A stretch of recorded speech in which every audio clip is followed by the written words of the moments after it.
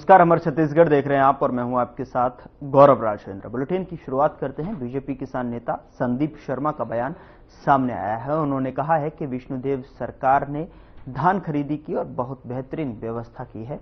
आपको बता दें कि किसान अपना टोकन खुद भी काट रहे हैं और धान खरीदी का काम बिना किसी दिक्कत के चल रहा है। उन्होंने कहा कि विष्णुदेव साय की सरकार की नीतियों के चलते पिछली बार से ज्यादा किसानों ने पंजीयन कराया है।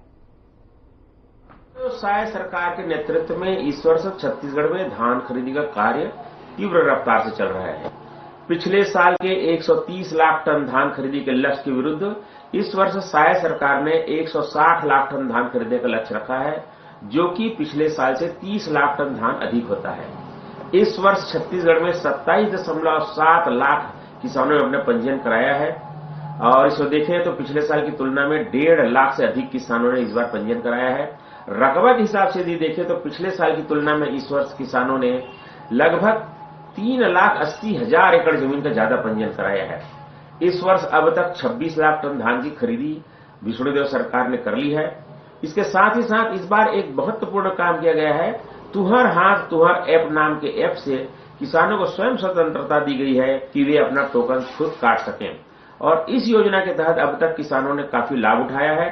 आगे धान खरीदी के लिए लगभग 1 लाख से ज्यादा टोकन जारी किए गए हैं, जिसमें से तुहर हाथ तुहर टोकन के ऐप के माध्यम से किसानों ने लगभग 45,000 टोकन स्वयं काट लिए हैं।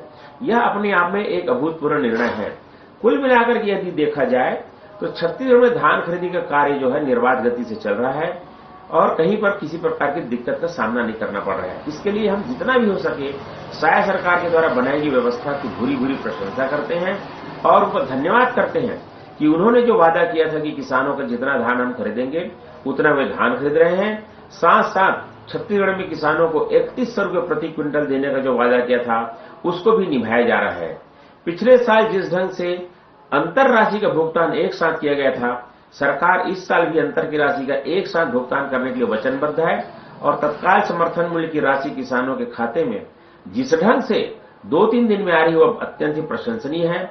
इसके लिए छत्तीसगढ़ किसान मोर्चा और छत्तीसगढ़ के समस्त किसान जो हैं विष्णुदेव सरकार के प्रति अपना आभार प्रकट करते हैं।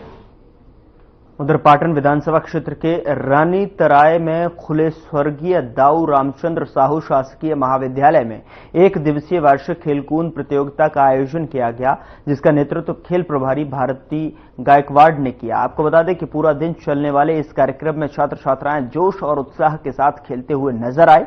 कार्यक्रम का शुभारंभ प्राचार्य डॉक्टर अरुण कुमार मिश्रा ने किया, जहां 100 मीटर दौड़, 200 मीटर दौड़ और स्लो साइकिलिंग, गोला फेंक, लंबी कूद और ऊंची कूद रिले रेस और कबड्डी खेलकूद प्रतियोगिता का आयोजन कराया गया।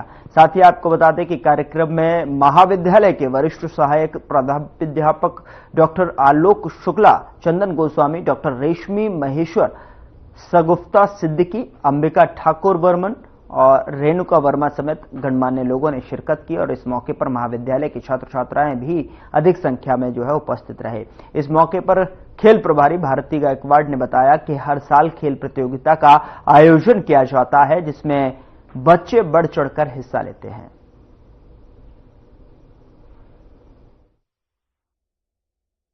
हमारे महाविद्यालय में प्रत्येक वर्ष खेलकूद का आयोजन किया जाता है और 200 मीटर, 100 मीटर ये सब चीज गेम्स कराया जाता है। लंबी कूद, ऊंची कूद, गोला फेंक, स्लो साइकिल और इसमें प्रत्येक मैम का योगदान रहता है। हमारे महाविद्यालय में सब चीज हमेशा अच्छा से होता है और मेरा अनुभव ये है कि हम लोग बहुत गेम्स खेलते हैं तो अच्छा लगता है हम लोग सभी लोग। यहाँ महाविद्यालय में प्रतिवर्ष खेलकूद प्रतियोगिताओं का आयोजन किया जाता है, जिसमें अनेक प्रकार की प्रतियोगिताएं होती हैं, जैसे कि दौड़ प्रतियोगिता, कबड्डी, लंबी कूद, ऊंची कूद, स्लो साइकिलिंग वगैरह, जिससे बच्चों का सर्वांगीण विकास हो सके, वो शारीरिक मानसिक रूप से स्वस्थ हो सके। तो हमारे महाविद्यालय का वातावरण भी इससे बहुत अच्छा हो जाता है। खेलकूद कराने से बच्चे भी इसमें बहुत रुचिपूर्वक भाग लेते हैं तथा इसमें बहुत अधिक संख्या में बच्चे हमारे यहाँ पार्टिसिपेट करते हैं।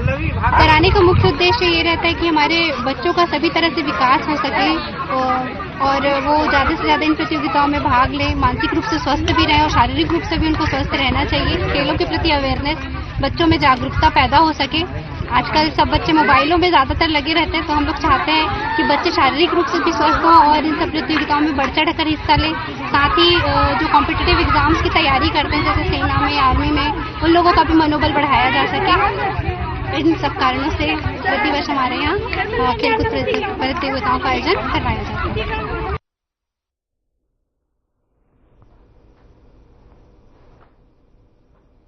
उधर पूरे प्रदेश में कांग्रेस धान खरीदी केंद्र चलो अभियान चला रही है, जिसको लेकर पूर्व सीएम भूपेश बघेल ने बयान दिया है कि कांग्रेस के वरिष्ठ नेता पदाधिकारी धान खरीदी केंद्रों में गए, जहां उन्होंने देखा कि पूरे प्रदेश में धान खरीदी केंद्रों में अव्यवस्था से किसान परेशान हैं। सरकार की कोशिश है कि कम से कम धान खरीदी की जाए। प्रदेश की सभी सोसाइटियों में ये परेशानियां देखने को मिली हैं। साथ ही उन्होंने आरोप लगाते हुए कहा कि पूरे प्रदेश के धान खरीदी केंद्रों में अव्यवस्था का आलम है।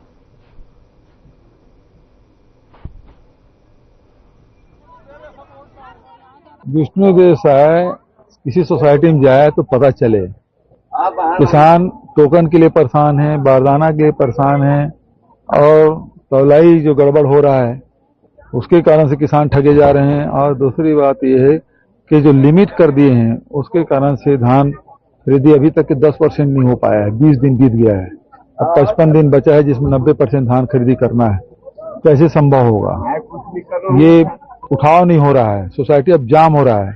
मोला मानपुर जैसे पूरे जिले में धान खरीदी बंद हो गया है।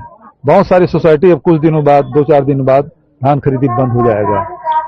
आज राहुल जी और प्रियंका जी आज संभल जा रहे थे, कहीं न कहीं उनको रोक दिया गया और वो बोला गया है उनके द्वारा कि संविधान के तहत काम नहीं किया जा रहा है। राहुल गांधी बिल्कुल सही बात है। यदि कहीं घटना हुई है तो नेता प्रतिपक्ष लोकसभा का यदि जाना चाहते हैं तो सरकार उसको सुरक्षा भी नहीं दे पा रही है। और दूसरी बात यह है कि वहाँ जो पीड़ित पक्ष के लोग हैं, घटना स्थल है, उसको देखना चाहते हैं, उसे रोक रहे हैं। ये तो असंवैधानिक है। अजय चंद्राकर जी मुख्यमंत्री से पहले दिल्ली पहुंच गया, कहीं न कहीं क्या इसको कैसे? अब मुझे इसकी जानकारी नहीं है, लेकिन अब ये है कि मंत्रिमंडल पहले तो एक पद खाली था, अब उसके बाद बृजमोहन अग्रवाल जी 6 महीने से इस्तीफा दे चुके हैं, वो पद खाली है।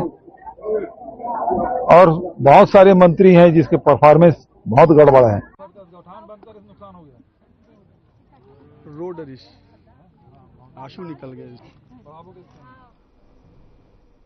उधर छत्तीसगढ़ राज्य महिला आयोग के अध्यक्ष डॉक्टर किरण मई नायक जिला कलेक्ट्रेट स्थित मनियारी सभा कक्ष मुंगेली में चौथी बार जनसुनवाई की। डॉक्टर नायक ने प्रेस कॉन्फ्रेंस कर मीडिया प्रतिनिधियों और पत्रकारों से चर्चा करते हुए कहा कि इस महिला आयोग में 254 प्रकरणों में सुनवाई की गई, जिसमें 35 लोगों का महिला संबंधित अपराधों पर चल रहे मुकदमा को आयोग समझाइश कर प्रकरण रद्द किया। कुछ ऐसे अपराधियों के लोगों ने जैसे सास बहू, पति पत्नी जैसे मामलों में घरेलू हिंसा की सुनवाई पर आयोग से सहयोग प्राप्त हुआ।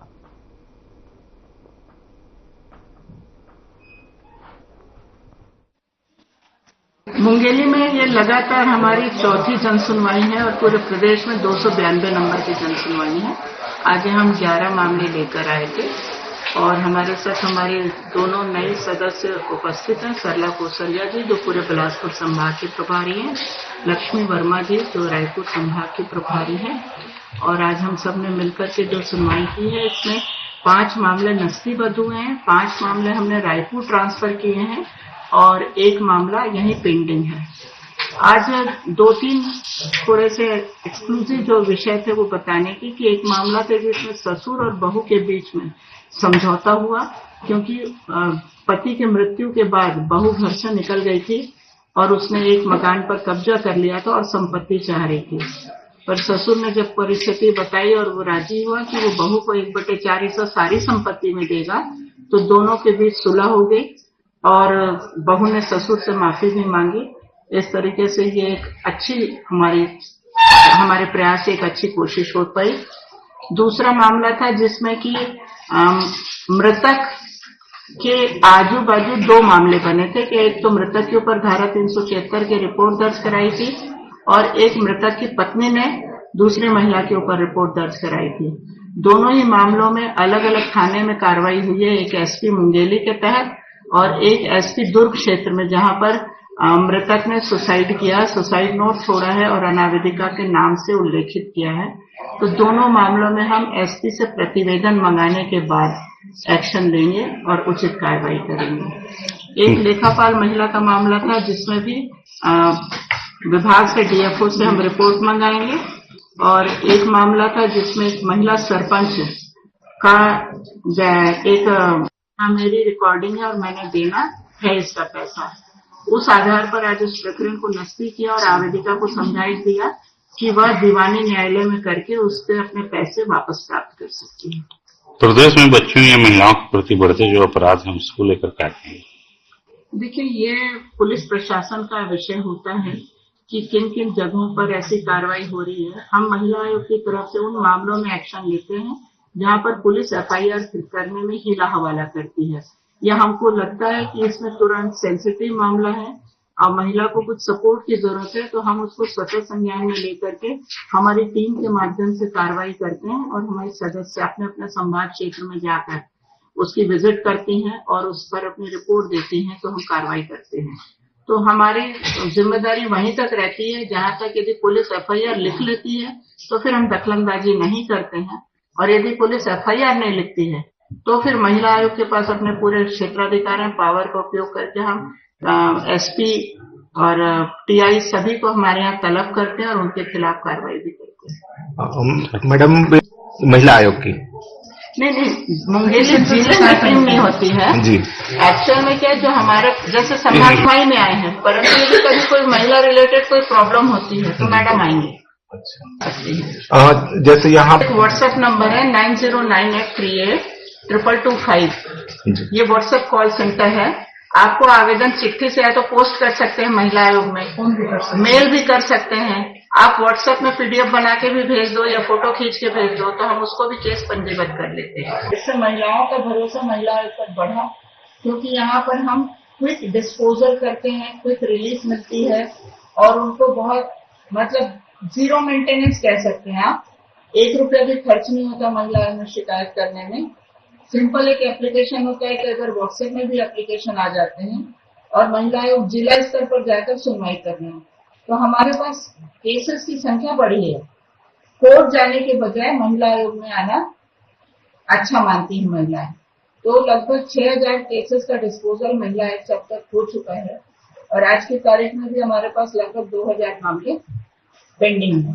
और हम पूरे प्रदेश में जिला स्तर पर जाकर के जो कैंप कोर्ट करते हैं तो महिलाओं को अपने जिला मुख्यालय तक ही आना पड़ता है।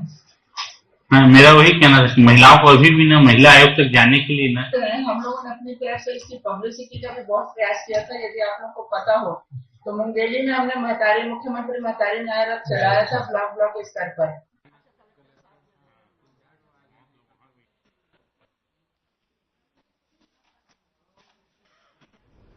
खबर कोरबा से है, जहां पर पानी की समस्या को लेकर ग्रामीणों में आक्रोश है। पूरा मामला नगर पालिका परिषद कटघोरा के वार्ड नंबर 7 सुरबहार का बताया जा रहा है। आक्रोशित लोगों ने पीएचई कार्यालय कटघोरा का घेराव किया और कार्यालय के बाहर जमकर नारेबाजी की। उन्होंने कहा कि अगर मांग पूरी नहीं हुई तो आने वाले समय में नगरीय निकाय चुनाव का बहिष्कार करेंगे।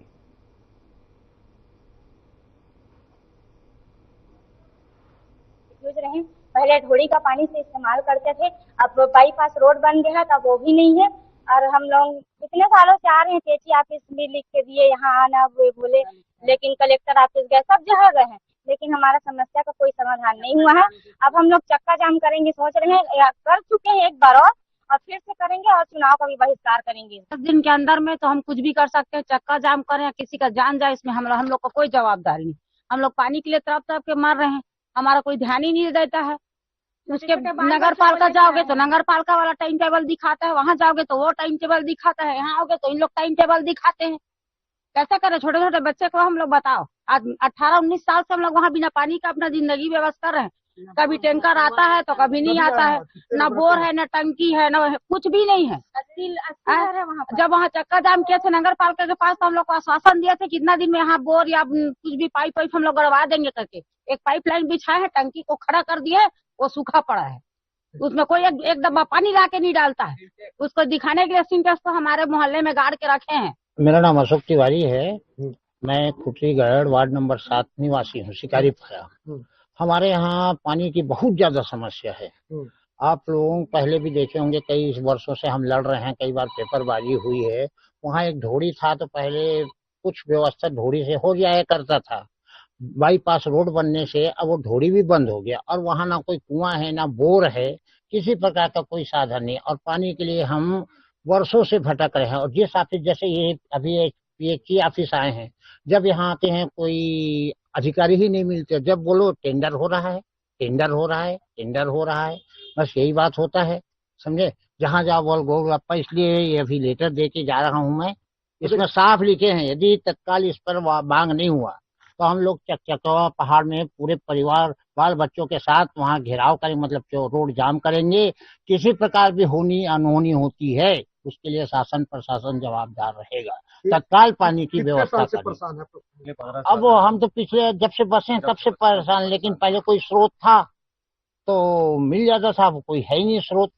टैंकर जाता है प्रतिदिन, 2 टैंकर देने का वादा था तो कभी 1 जाता है, कभी 2 जाता है, कभी 2 दिन जाता ही नहीं। अभी क्या क्या ज्ञापन देके जा रहे हैं? वही ज्ञापन देके जा रहा हूँ। यदि मांग कब तक पूरी होगी?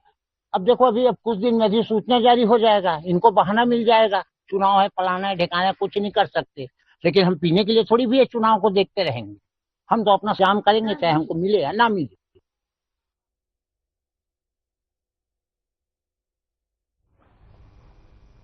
खबर सख्ती से है, जहां पीएम आवास में फर्जीवाड़ा करने वाले रिश्वतखोर रोजगार सहायक पर जिला प्रशासन ने कार्यवाही शुरू कर दी है। दरअसल आपको बता दें कि सख्ती के ग्राम हरेटी में पदस्थ रोजगार सहायक अजय बरेठ ने शासन की महत्वाकांक्षी योजना में जमकर फर्जीवाड़ा किया है। बता दें कि कमीशन के लालच में जो है अपूर्ण मकान को पूर्ण दिखाकर फर्जी तरीके से शासन से राशि जारी कराई और सरकार को धोखा देते रहे। मामले की शिकायत के बाद में जांच की गई, जिसे रोजगार सहायक का फर्जीवाड़ा सामने आया है। आपको बता दें कि सख्ती कलेक्टर ने पूरे मामले को गंभीरता से लेते हुए रोजगार सहायक अजय बरेठ के खिलाफ सख्त कार्रवाई के निर्देश दिए। हमें प्राप्त हुई थी, उस शिकायत पर हम लोगों ने जांच करवाई। सीओ ने जांच किया है और प्रारंभिक रिपोर्ट उसने सबमिट जो किया है उसमें संबंधित रोजगार सहायक उसने दोषी पाया है। तो इसमें जो है जो राशि जारी हुई थी उसको रिकवर किया जाएगा सबसे पहले। दूसरा, उसने उसे सेवा से पृथक करने के लिए प्रतिवेदन भेजा है, तो उसकी अपनी कार्रवाई होगी जिसमें हम उसे लेटर जारी करेंगे और वो अपना सुनवाई के अवसर पर अपना जवाब प्रस्तुत करेगा और उसके बेसिस पे हम उसे सेवा से पृथक करने का कार्रवाई करेंगे। उधर रायपुर में बीते दिनों हुई चोरियों के विषय में पुलिस को बड़ी सफलता मिली है। दरअसल आपको बता दें कि लगभग 25 चोरियों के मामले में शातिर चोर को पुलिस ने गिरफ्तार किया है। साथ ही पुलिस ने 30 लाख के सोने और चांदी के जेवरात चोरों से जब्त किए हैं। तो वहीं पूरे मामले में 11 लोगों को पुलिस ने गिरफ्तार किया है। साथ ही 3 ज्वेलर्स को भी हिरासत में लिया गया है। मामले की जानकारी देते हुए आईजी अमरेश मिश्रा ने बताया कि जब्त जेवरातों की कीमत 1.5 करोड़ के आसपास आंकी गई है। आईजी ने बताया कि चोरों ने कई जेवरात को गला दिया गया और जिसके चलते पुलिस ने चोरों से 30 लाख के जेवरात ही बरामद कर पाई है। ये चोर चोरी करने के लिए बिना रेकी किए ही घटना को अंजाम देते थे। पुलिस चोरों को रिमांड में लेके आगे की कार्रवाई कर रही है।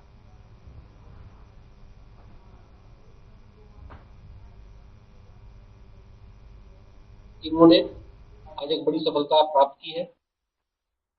जिले के सरहदी थाने क्षेत्रों में 25 जो बड़ी चोरी की घटनाएं हुई थी, कुल 100 करोड़ रुपए का नुकसान था, उनके आरोपियों को पकड़ा गया। अभी तक 11 आरोपी गिरफ्तार किए जा चुके हैं। इसमें से 3 ज्वेलर्स भी शामिल हैं और 8 चोरी करने वाले और फैक्ट्री शामिल हैं। इनमें से एक का पुराना रिकॉर्ड है जो 8 चोरी के मामले में बिलासपुर जेल में नियुक्त रह चुका है। खास बातें जो है सामने आई हैं कि संस्थागत जो कमियां चोरी के माध्यम से मिली है, जैसे ज्वेलरी दुकानों के द्वारा चोरी का माल खरीदना, सिक्योरिटी एजेंसी द्वारा बिना वेरिफिकेशन के लोगों को इंगेज करना, उस संबंध में हम लोगों ने चोरी के बाद 4 उपाय किए हैं और उसमें कार्रवाई की जा रही है। आने वाले दिनों में इनको रिमांड पर लेकर जो बाकी बचे हुए माल हैं, जो कि वित्तीय संस्थाओं के पास मॉर्गेज है या कहीं और सुनार के पास, ज्वेलर्स के पास बेचे हुए, उनकी रिकवरी की जाएगी। हम लोग टारगेट कर रहे हैं कि इसमें कम से कम 70-80% रिकवरी हो। जो मैं दिख रहा है दुर्ग, कोरबा, अंबिकापुर, बिलासपुर, इनका कोई मूवमेंट मुंगेली में नहीं दिख रहा है। दुर्ग की कुछ चोरियां जो इन्होंने की हैं अपने को पता चल गई है, 2-3 चोरियां हैं। कोरबा, अंबिकापुर, बिलासपुर का डेटा हम शेयर करेंगे उस डिस्ट्रिक्ट के साथ।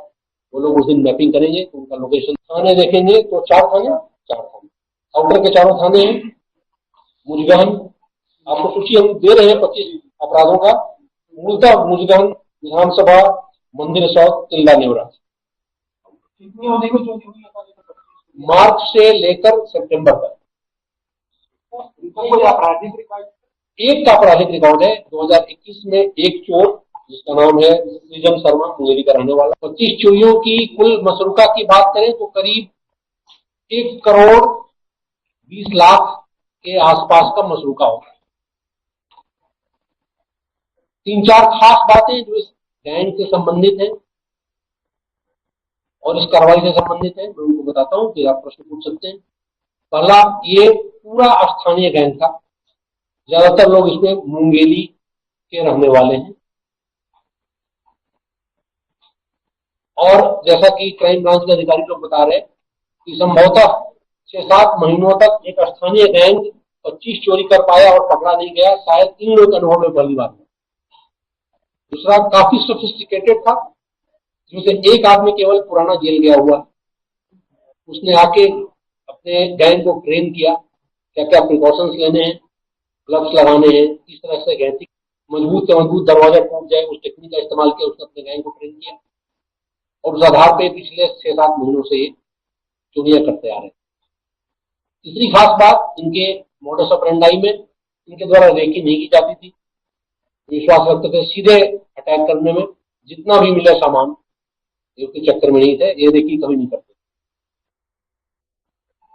अगली खास बात, 3 ज्वेलर्स को हम लोगों ने गिरफ्तार किया जो चोरी का माल खरीदते थे। सामान्यतः प्रक्रिया रुक जाती है यहाँ पर कि माल बरामद करा दें, लेकिन स्पष्ट साक्ष्य है कि ये लोग जानते हुए जानबूझकर ये चोरी का माल खरीदते हैं। ये 2 चीजों से प्रमाणित होता है। पहला, रेट इन्होंने 20% करीब दिया है। सोना का रेट जो भी है मार्केट में, इन्होंने 5,000, 10,000, 15,000 ग्राम की कोई क्विक चेक चाह रहा है किसी को इंगेज करने के पहले काम में, तो क्विक चेक हमारे आईसीजे सिस्टम से करा, क्योंकि उसका एक्सेस पब्लिक के पास नहीं है, पुलिस के पास। और हम लोग को एक quick check centralised control room से यहाँ से देंगे, ताकि ऐसे लोग जो कहीं से अपराध किए हुए हों और रायपुर में काम कर इसलिए करने आए हों कि धीरे धीरे चोरी में आए, वो घटनाएं रोकी जा सके। दूसरी जो संस्थागत कमी सामने आई, उसका नाम समाधान ऐप के माध्यम से माननीय मुख्यमंत्री और माननीय गृह मंत्री जी ने आज उद्घाटन किया कि शहर के जितने भी जो भी हो, होटल हो, लॉज हो, होमस्टेड्स हो या कोई बेड एंड ब्रेकफास्ट सर्विस चला रहा हो, वो चाहे तो बड़ा छोटा डेटा भर के समाधान ऐप पर डिटेल दे सकता है। उसको हम लोग एडॉप्शन कराएं, ये प्रयास करेंगे ताकि एडॉप्शन हो। वैसे भी कुछ चीजें सामने आई हैं कि ये लोग कुछ घरों में रुके थे कुछ दिन के लिए, लेकिन वो सिस्टम नहीं है। 88 लाख रुपए की ठगी हुई थी, उसकी 100% होल्डिंग इसमें से एक के पकड़ाने से पूरी हुई, क्योंकि कुछ लाख रुपए बच रहे थे उसके फ्लो में, उसका 100% पूरा हुआ। तो में एक ही व्यक्ति है जहां पे लोग रुके थे। देखिए, कुछ चीजें ऐसे हैं जो नियमों में है, लेकिन सहूलियत के हिसाब से देखना पड़ेगा। तो मुझे लगता है उसका आंसर आज समाधान ऐप के माध्यम से निकल सकता है, जो इजी टू यूज एक प्लेटफॉर्म बना है। हम लोग अभी चर्चा की आपस में कि पार्षदों के माध्यम से जनप्रतिनिधि बोले 1 करोड़ 20 लाख के माल में इनको कितना मिला होगा। बहुत कम माल मिला था, बहुत कम पैसा मिला था लिक्विड करेंसी की बात करें तो, और उसका उपयोग पिछले 6 महीने में गाड़ियां खरीदने, ये करने वो करने इसी में हो गया। काफी मेहनत लगी, जाहिर सी बात है, इसलिए पकड़ने में टाइम लगा। तो एक आध जगह सीसीटीवी था, जैसे विधानसभा वाले में सीसीटीवी में हल्का आ गया था। गैंती इनका ट्रेडमार्क है, लाल गैंती, वहां से पता चला उसको खरीदे, कहां से खरीदे होना चाहिए। अभी तक जो इन्होंने बताया है, जब रिमांड पे लिए जा रहे हैं तो इनको लेके जाएंगे, हम रिकवर कर दें। इन्होंने बताया है कि हमारे पास कोई बिल नहीं था, लेकिन हमने मॉर्गेज किया वगैरह, सही पाया जाता है। कम से कम कितना 10 से 20 ग्राम, 10 से 20 तोला, तो 200 ग्राम के आसपास ज्वेलर्स के पास है, या वो कहीं कहीं पाए गए हैं, उसको हम लोग रिमांड में आगे कार्रवाई करेंगे। 6 महीने की चोरी है, सारे स्थानीय हैं। गिरफ्तार में 3 चोर, 3 ज्वेलर्स और 5 वो लोग जो फैसिलिटेटर्स का काम करते थे, माल लेके देना, पैसा लेके आना, और वो भी अच्छा खासा कमीशन प्राप्त करते। इतनी कुल गिरफ्तारियां हुई हैं टोटल। फिलहाल बुलेटिन में इतना ही। नमस्कार।